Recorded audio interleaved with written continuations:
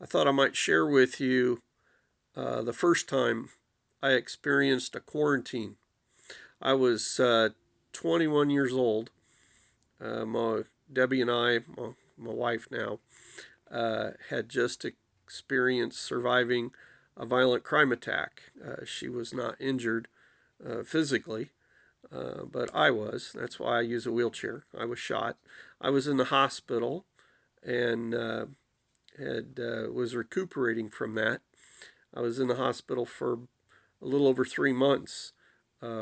Was left quadriplegic, and then over time I regained the blessings of God, the use of my hands. So I'm kind of borderline quadriplegic, borderline paraplegic, and at the time it was like September to December, and I was in the hospital in a rehab unit learning how to be paralyzed. It was called a spinal cord unit. It was in Methodist Hospital in Indiana at the time. And one day they came into my room and said that the fella who had attacked us and tried to kill me had bonded out of jail and was released free until his trial. And the nurses were afraid that he might come up to the floor and try to kill me. Yeah. So I was quarantined to my room. I had was quarantined, and something out there was possibly going to try to kill me. So I've been through this before. When the fellow bonded out, they took my name off the door of my room.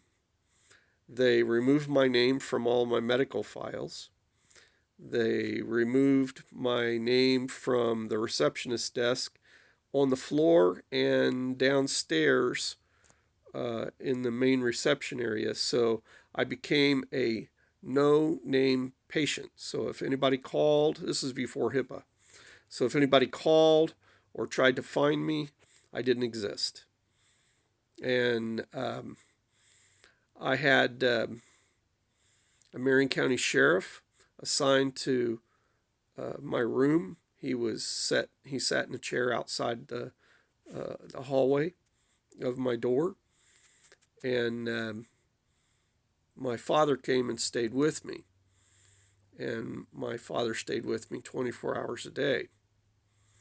And he brought a cot, and like a camping cot, and he set it across at night. He set it across the doorway of my hospital room, so that anyone coming in and out of the room had to physically step across his cot if he was asleep. And my father protected me. It became real for me when I was in my bed one day, and the nurse came in, and I had a roommate. His name was Jerry. He was an older guy. He was younger than me now. And they released the brakes on his bed and started wheeling him, bed and all. Jerry was a quadriplegic, and started wheeling him out. Jerry was a redheaded redneck from Laurel, Indiana. He's a fun guy. But they started wheeling him out. And I asked the nurse, I said, "Hey, where are you going with Jerry?" And Jerry was going, "Hey, where are you taking me?" And the nurse stopped for a minute, looked at me, took a big deep breath, and sighed. "Well, Ed, if the man comes back up here and tries to kill you, we don't want Jerry to get hurt, so we're moving him down to another room." Honest to goodness, that's exactly what she told me.